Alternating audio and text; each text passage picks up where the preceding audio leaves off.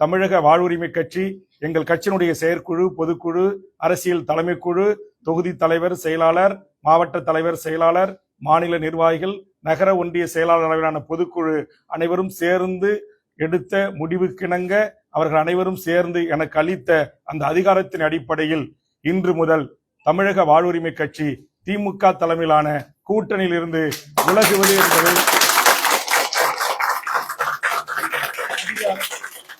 அதிகாரப்பூர்வமாக அறிவிக்கிறேன். இதற்கு பிறகு தமிழக வாழ்வுரிமை கட்சி முக்கிய தலைவர்களோடு கலந்து ஆலோசனை செய்து, இப்போது கூட நீங்கள் பார்த்திருக்கலாம், அலுவலகத்தில் சுமார் 25க்கும் மேற்பட்ட பல்வேறு தமிழ் தேசிய அமைப்புகள், பெரியாரி இயக்கங்கள், ஒடுக்கப்பட்ட விளிம்பு நிலை மக்களுக்காக போராடுகின்ற அமைப்பினுடைய தலைவர்கள் என்னை சந்திக்க வருகின்றிருக்கிறார்கள்.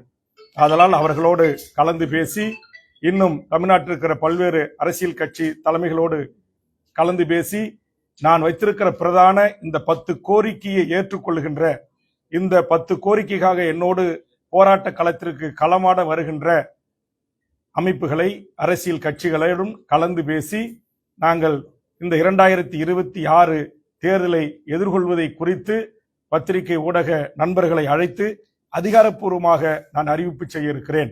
எனதருமை பத்திரிகை ஊடக நண்பர்களுக்கு ஒரு அன்பான வேண்டுகோள்.